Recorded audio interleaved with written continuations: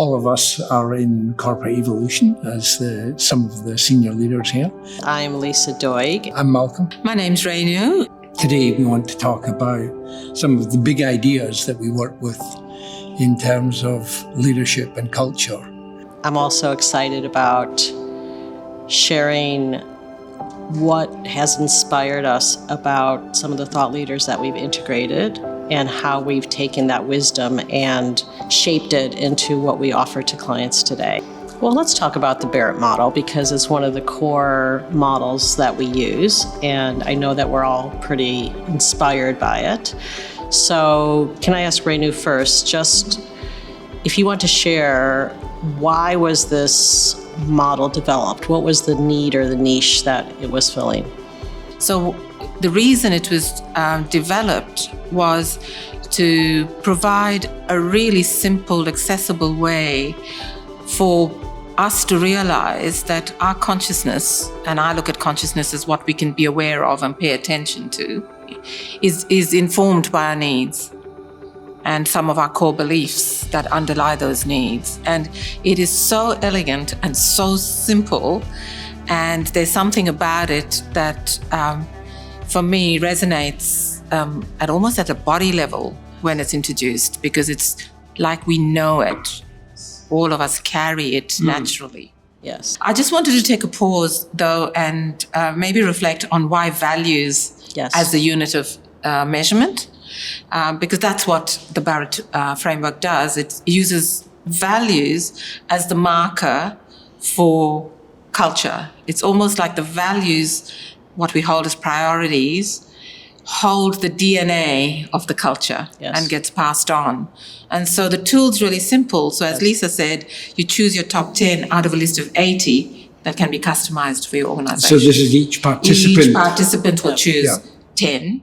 And then 10 words for the current culture and behaviors, and the 10 for the desired. And you only get a frequency plot of, how many people chose those words and what's the alignment and the cohesion in the organization in terms of what shows up. And a lot of our work is really around values-based leadership, values-based cultures, because it is so easy to make the connection between what we hold as important, where that comes from, our needs, how it affects our thoughts and feelings and decision making, and then how it shows up in our behaviors and our actions that come up. And so values, again, are simple, and so the results come up with just words like accountability, and you've got to ask, what does it mean? And I love it because it absolutely has to have a full voice process to make sense of it. And it's the only tool that I know for culture that gets the whole system to speak. Yes. It's a very simple plot that we see, but the depth is in the dialogue that we have. So there's several tools that an individual can do, there's tools that the team can do, and there's the tools that the whole organization can do for culture change. The power of the tool is in the conversation. So what we're looking for is when we see how many matches of the values in the personal are connected to the current, you can see the kind of level of health in the organization, how much we bring our whole selves to work. Then we see the matches of values to the current, to the desired, and again, you can see the health of the organization. We can also see the potentially limiting values where there's what they call entropy, which is the wasted energy in an organization.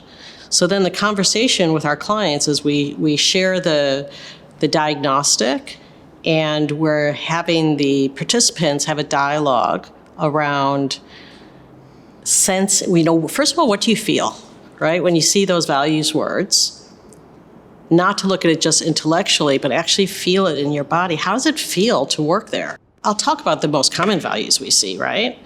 At the personal level, probably be honesty, respect, fairness. Family. Yeah.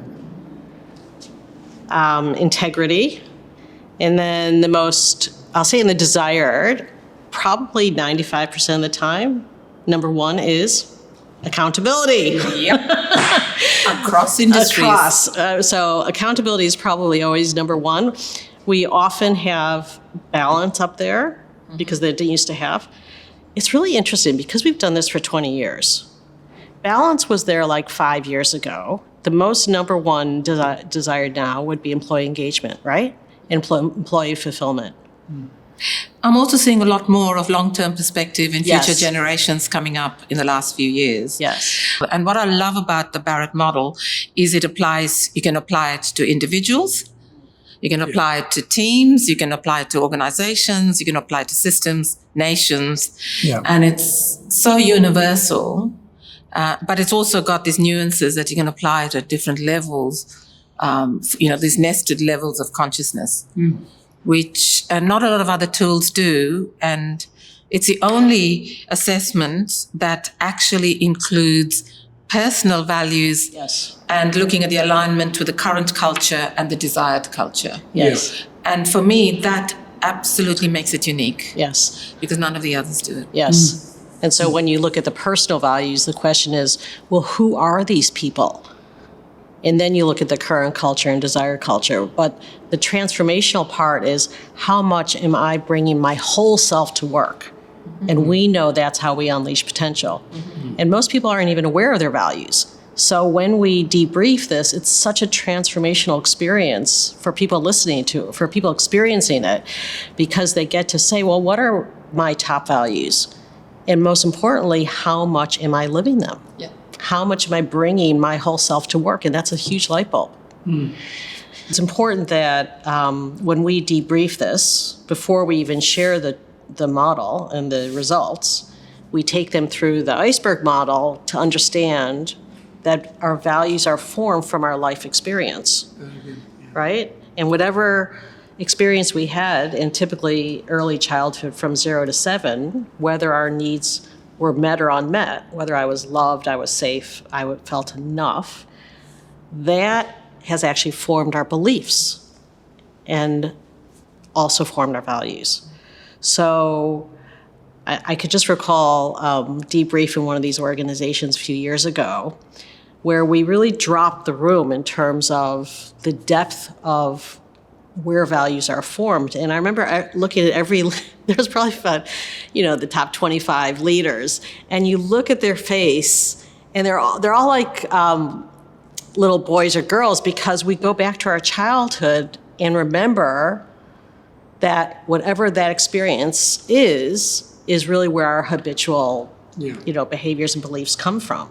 Yeah. Well, a really important point is our interpretation of the Our perceived experience. Yeah. And so really only doing that for 15, 20 minutes drops the room so that when we share the Barrett values, there's more vulnerability, there's more, the shields down. Openness. Yeah. And then when we share the model, they get it. Yeah.